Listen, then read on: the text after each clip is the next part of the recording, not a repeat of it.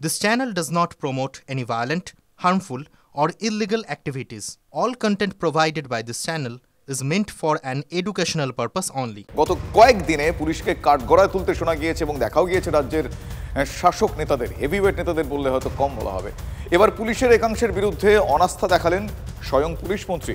নবান্নে বৈঠকে মুখ্যমন্ত্রী অভিযোগ করলেন যে টাকার বিনিময়ে কয়লা চুরি, বালি চুরি এরকম অবৈধ কারবারে সাহায্য করছে পুলিশের নিচু তলার একাংশ। আর এ নিয়ে রাজ্যের ডিজিকে দ্রুত অ্যাকশন নেওয়ারও নির্দেশ দিয়েছেন তিনি। সিআইডিকেও ঢেলে সাজানো হবে বলে আজ মুখ্যমন্ত্রী জানিয়েছেন। এই রাজ্যের একটা বড় ডাকাত, তিনি 1 টাকাও খান না, কয়লা খান, বালি খান, গরু খান, পাথর খান। তৃণমূল এবং চুরি, তৃণমূল এবং লুট এ দুটো সমার্থক হয়ে যাচ্ছে। সে নদীর বালি হোক, মাঠের জমি অথবা মাটি হোক। কয়লা চুরি, বালি চুরি সহ একাধিক অভিযোগে তৃণমূলকে এভাবেই বিধে এসেছে বিরোধীরা। এবার সেই নিয়ে মুখ খুললেন খোদ মুখ্যমন্ত্রী। টাকা খেয়ে কয়লা বালি চুরিতে মদত দিচ্ছে পুলিশেরই একাংশ। নবান্নের প্রশাসনিক বৈঠকে স্পষ্ট করে দিলেন মুখ্যমন্ত্রী। লোয়ার লেভেলে কিছু অফিসার, কিছু কর্মী যারা এই গভর্নমেন্টকে ভালোবাসে না, এবং তোমার পুলিশেরও কিছু লোক, তারা টাকা খেয়ে আজকে বালি চুরি বলো, কয়লা চুরি বলো, সিমেন্ট চুরি বলো, চুরি হলো তখন বলবে কয়লা চুরি করছে তৃণমূল কংগ্রেস, আর চুরি করবে সিআইএসএফ টাকাকে বা পুলিশের একাংশ টাকাকে, আমি এটা টলারেট করব না।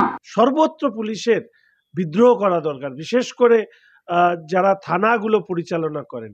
কিন্তু সরাসরি পুলিশকে চোর বলে আখ্যায়িত করছে পুলিশ মন্ত্রী নিজে। এরপরে তো পুলিশ গর্তে লুকানোর জায়গা খুঁজে পাবে না যে পুলিশ মন্ত্রী নিজেই পুলিশকে চোর বলছে, নিচুতলার পুলিশকে চোর বলছে। রাজ্যে আলু পেঁয়াজের দাম বাড়ার জন্য নিচুতলার পুলিশের একাংশের গাফিলতিকে দায়ী করেন মুখ্যমন্ত্রী। তার বক্তব্য, সীমানায় ঠিকমতো নজরদারি না হওয়ায় আলু পেঁয়াজ ভিন রাজ্যে চলে যাচ্ছে। সব আলুটা বেরিয়ে গেছে, মাথায় রেখো।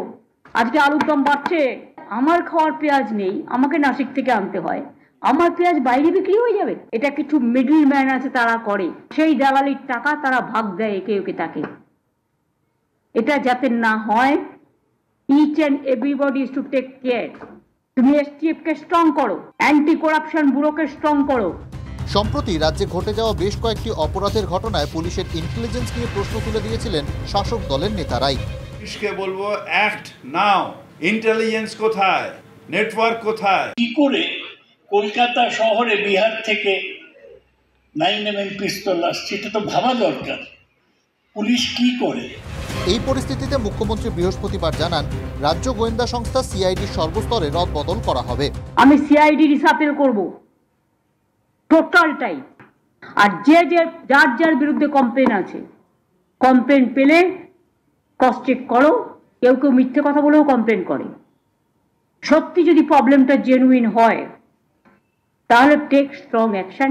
কেউ বাধা দেবে না, আর কেউ বাধা দিলে আমি শুনবো না। প্রশাসনিকভাবে উনি ওনার দায়িত্ব যা আছে করবেন। পশ্চিমবঙ্গের মানুষ যেটা রিসাপেল করবে সেটা হচ্ছে পশ্চিমবঙ্গের মুখ্যমন্ত্রী। মন্ত্রী কোথায় কি পুলিশের কি নিয়োগ এদিক ওদিক করছে, তাদের কারোর কিচ্ছু এসে যায় না। পশ্চিমবাংলায় DG part timer, full time DG কি হবে? নজরদারি থেকে পুলিশের নিচু তলায় শুদ্ধকরণে এদিন রাজ্য পুলিশের ডিজি রাজীব কুমারকে নির্দেশ দেন মুখ্যমন্ত্রী।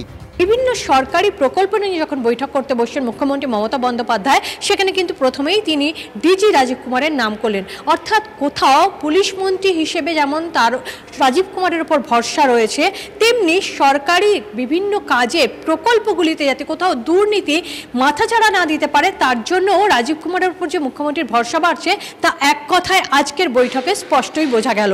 ক্যামেরায় সমর দাসের সাথে দীক্ষা ভুইয়া, TV9 বাংলা, কলকাতা। অন্যদিকে ট্যাব জালিয়াতির নেপথ্যে জামতাড়া গ্যাং। ঝাড়খণ্ড, বিহারকে কেন্দ্র করে এই চক্র চলছে, এমনটাও দাবি করলেন মুখ্যমন্ত্রী। সেই সঙ্গে তাঁর সতর্কবার্তা, সমাজ বিরোধীরা বিভিন্ন শপিং মলে আশ্রয় নিচ্ছে। রাজ্যে বেআইনি অস্ত্র উদ্ধারে পুলিশকে নাকা চেকিং আরও বাড়ানোর নির্দেশ দিয়েছেন মুখ্যমন্ত্রী।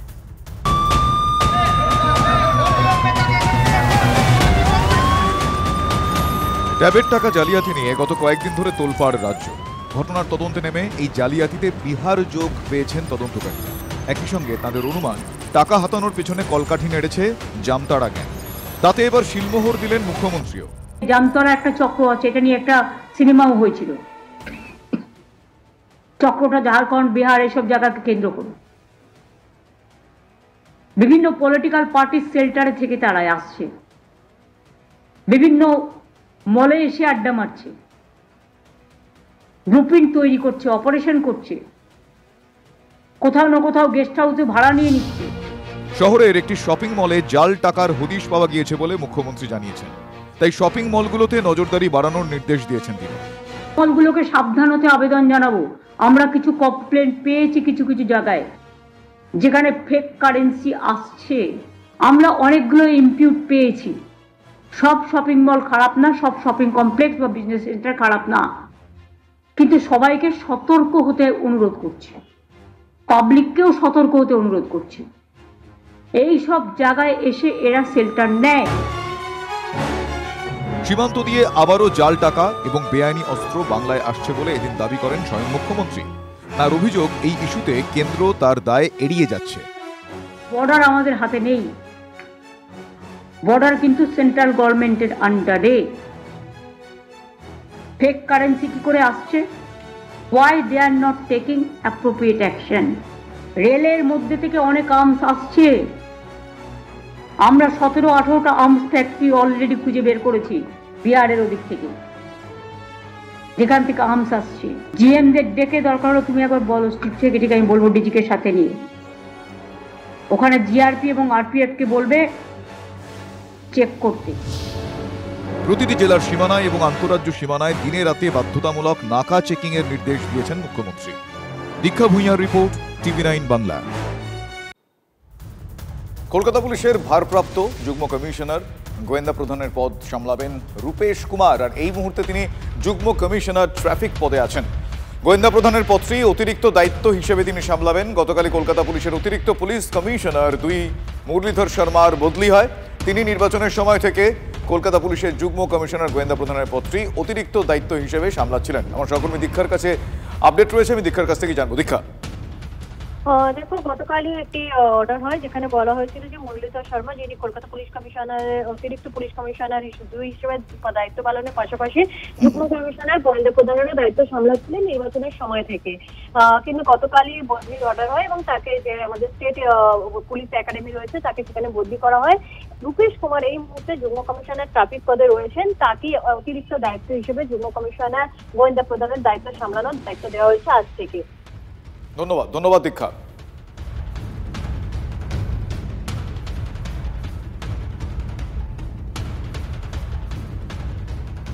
অন্যদিকে কসবায় তৃণমূল কাউন্সিলরকে গুলির ঘটনায় ইতিমধ্যেই প্রশ্নের মুখে রাজ্যের আইন শৃঙ্খলা পরিস্থিতি।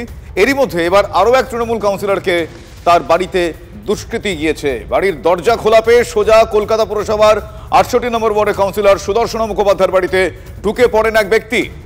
সিসিটিভি ফুটেজে স্পষ্ট, প্রথমে সেই দুষ্কৃতী বাড়ির একতলায় ঢুকে তারপর বাড়ি থেকে বেরিয়ে যায়। এরপর পরপর 2 দফায় দোতলা এবং 3 তলায় চলে যায় সে। সেই সময় তাকে দেখতে পেয়ে যান পরিচারিকা। দুষ্কৃতীকে পাকড়াও করেছে গড়িয়াহাট থানার পুলিশ। ঘটনার রীতিমতো আতঙ্কে তৃণমূল কাউন্সিলর সুদর্শনা মুখোপাধ্যায়। কসবায় তৃণমূল কাউন্সিলরকে গুলির ঘটনায় ইতিমধ্যেই রাজ্যের আইন শৃঙ্খলা পরিস্থিতি নিয়ে প্রশ্ন উঠেছে। এরপর 68 নম্বর ওয়ার্ডের কাউন্সিলর সুদর্শনা মুখোপাধ্যায়ের বাড়িতে ঢুকে পড়ে এক ব্যক্তি। সিসিটিভি ফুটেজে তা দেখা যাচ্ছে। বাংলার নবজাগরণ, Bengal rising 3.0 George telegraph training ইনস্টিটিউটের পক্ষ থেকে আয়োজন করা হয়েছে চাকরি মেলার। করুণাময়ী সেন্ট্রাল পার্কের যে গ্রাউন্ডে বই মেলা হয় সেখানেই চলছে মেলা। 25টিরও বেশি সংস্থা রয়েছে মেলায়। আবেদন করেছেন অসংখ্য চাকরি প্রার্থীরা। চাকরি মেলায় অভূতপূর্ব সাড়া মিলেছে, ভিড় জমাচ্ছেন চাকরি প্রার্থীরা। কর্মসংস্থানের লক্ষ্য জানাচ্ছেন উদ্যোক্তারা।